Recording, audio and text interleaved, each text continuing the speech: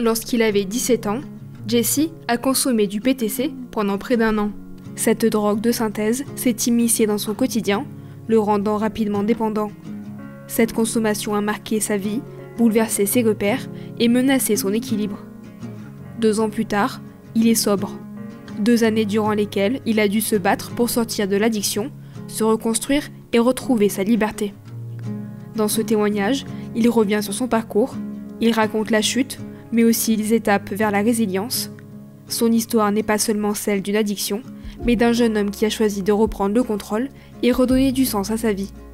Une parole rare, intime, qui aborde la réalité de la dépendance et la possibilité de s'en sortir. PTC, ça s'appelle pète ton crâne. Mais du coup, c'est une drogue de synthèse qui est 100 fois pire que le cannabis, du coup. Au premier effet, quand on fume sur une cigarette électronique, donc ça fait une poussée dans la tête. Puis après, bon, on se sent vraiment ailleurs. Est-ce que tu peux nous parler de toi avant la drogue? Ça n'a jamais trop bien été avant. Je me sentais jamais trop forcément heureux. Après, je fumais déjà le cannabis avant, donc ça en joue aussi. Comment est-ce que tu as eu connaissance du PTC?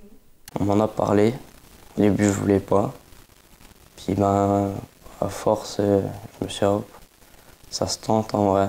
J'ai tenté, puis ben, j'ai découvert des effets que j'avais jamais découvert avant, du coup. Ce qui a fait que j'ai plongé dedans. Puis c'était beaucoup moins cher aussi. Quand est-ce que tu t'es rendu compte que c'était devenu une addiction? Quand je me réveillais toutes les nuits. Au début, 1 ou 2 par nuit. Puis si je refumais pas, je dormais pas. Puis après, c'était toutes les 45 minutes, 1 heure. Je me réveillais pour fumer. Qu'est-ce que cette drogue, elle t'a apporté au quotidien? Moi, je voulais juste m'évader. Sauf qu'au final, je me suis évadé un peu trop longtemps. Généralement, le lendemain, on se souvient plus de la veille. Donc ça a été 1 an dans le flou. Je me souviens pas toute mon année, forcément. Est-ce que ton entourage a été au courant de suite de ta consommation? Au bout de, je pense, 2-3 mois, 4 mois, ils ont dû cramer. Peut-être même un peu avant. Parce que moi, intérieurement, je me sentais bien, mais physiquement, ça se voyait. Ça se voyait clairement.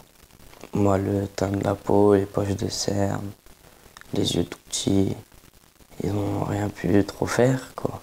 Ils ont essayé, mais moi, j'entendais pas, je voulais pas forcément m'en sortir. Est-ce que tu as senti un changement dans ton quotidien entre avant et pendant la drogue? Oui, oui, oui, oui, beaucoup. Je fumais, je pouvais fumer là et puis m'endormir juste après, 5 minutes après, me réveiller 30 minutes après, refumer. Tous les matins, les vomissements de mousse. Je tournais au ralenti.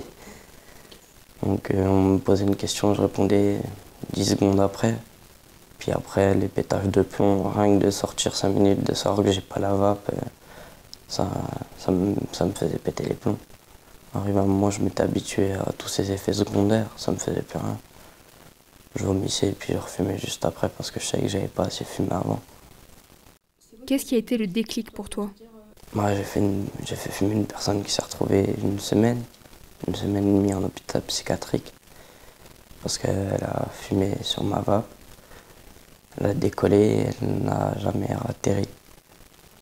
J'ai eu quelques pensées noires du coup par la suite, parce que je me suis dit j'ai ruiné la vie d'une personne à cause de moi.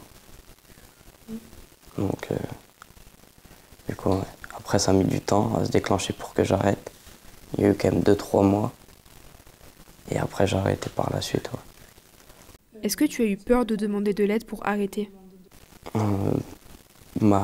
Un peu aussi, mais je savais comment arrêter. Je savais qu'il fallait arrêter d'un coup sec. Pour moi, personnellement, ça fonctionnait comme ça. Après, c'est peut-être pas pareil pour tout le monde. Mais moi, je sais que moi, j'ai réussi en arrêtant d'un coup sec. Parce que moi, du coup, je prenais en litres, donc grosse quantité. Donc j'ai prévu le coup, je savais que une certaine fiole, ça me faisait tant de jours. Donc du coup, j'ai tout mis dedans. Le reste de mes bidons vides, j'ai rincé à l'eau. Parce que du coup, sinon, quand on en a plus, on met du goût dedans, on essaye de récupérer le moindre, un tout petit peu ce qu'il peut y avoir. Une fois que j'ai fini, du coup, ma fiole, je l'ai jetée et j'ai stoppé du jour au lendemain.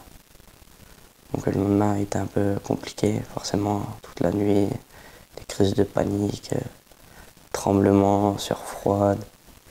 J'arrivais pas à manger pendant 2-3 jours, je buvais de l'Aïstumé, je le revomissais juste après. Donc j'ai perdu quand même pas mal de kilos. Une lèvre violette, j'étais tout blanc, plus de force. Puis quand j'ai arrêté, je me suis touché le visage. Et je me suis dit, waouh, ça a cette texture la peau. Donc en fait, et puis même j'ai ressenti la lourdeur de mon corps. Quand je fumais, en fait, je flottais, entre guillemets, je sentais plus la lourdeur de mon corps. Les textures, le goût, tout avait changé. Ça a été quoi la plus grande difficulté pour toi?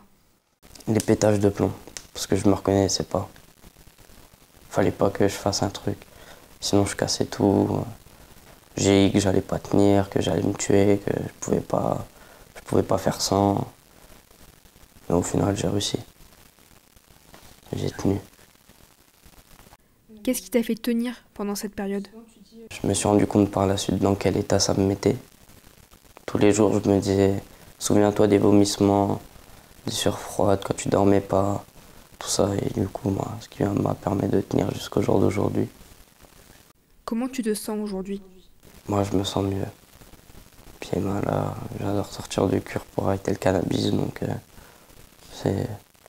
tout va mieux maintenant. Qu'est-ce que tu dirais à quelqu'un qui veut essayer ou qui en consomme déjà? C'est pas une drogue douce, c'est une drogue dure et un sevrage qui se rapproche limite au sevrage de l'héroïne. Donc le mieux, ouais, c'est de même pas essayer. Même en soirée, de même pas fumer dans les vapes des gens qu'on connaît pas forcément. Parce qu'on peut pas le savoir. C'est inodore et incolore. Donc on peut pas savoir ce qu'il y a dedans. Pourquoi c'est important pour toi de témoigner aujourd'hui? Ça peut toucher beaucoup de monde. Beaucoup de gens qui pourraient se laisser tenter, mais en voyant ça, se disent en fait non, vaut mieux pas. Et ça peut aider des personnes à faire arrêter. Moi, je suis pour. J'ai été dedans, je sais ce que c'est, donc si ça peut permettre d'arrêter, si je peux aider même des personnes à arrêter, ce serait bien.